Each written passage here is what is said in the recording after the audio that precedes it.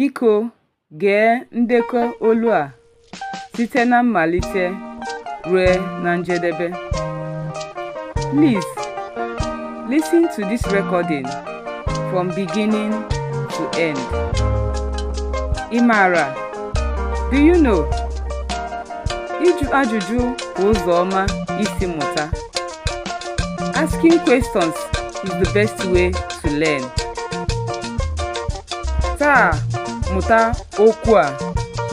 Today, learn this word. Kedu ka ị mere? Pụtara how are you? Kwuo ya, say it. Kedu ka ị mere? I hope you've learned this word today. Subscribe to keep learning. Chukwu gozie gị.